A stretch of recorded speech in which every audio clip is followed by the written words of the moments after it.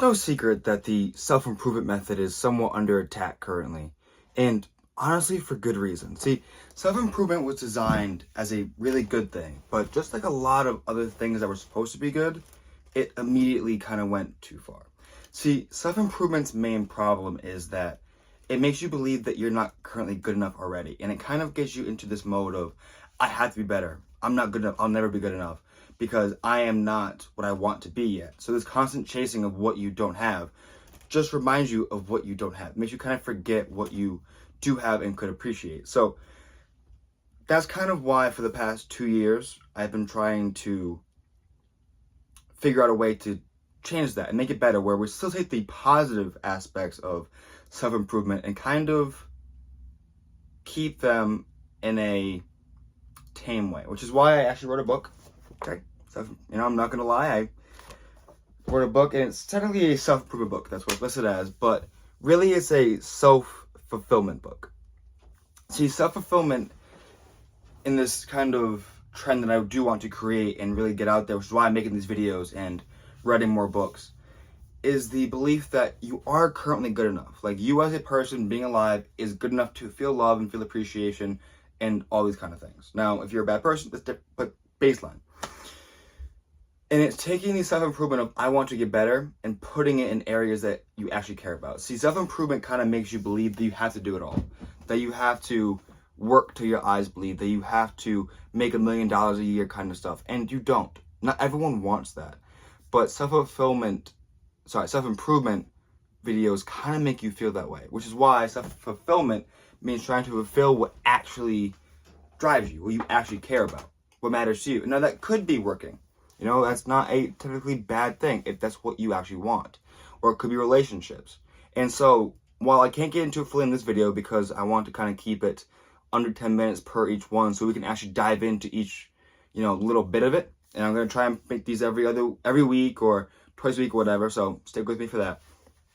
But the main point of this is to help you understand that there is another mode out there, another method out there, something else that you can do. I believe that every person wants to get better. No one wants to really stay stagnant, right? Humans are like sharks. We got to kind of keep moving.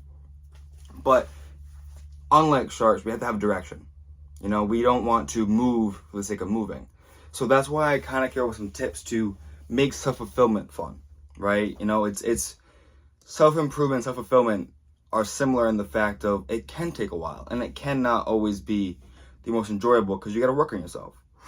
Which is why I kind of created a game around it, and I've been doing this for a long time, and only in the past 1.5 to 2 years have I put it out to the world, right? But since I was 16 years old, I've been, actually before that, since I was like 13, really into self-improvement, trying to get better, trying to be the person I really want to be.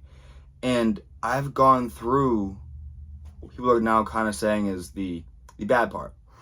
And it kind of made me realize that it doesn't have to be bad.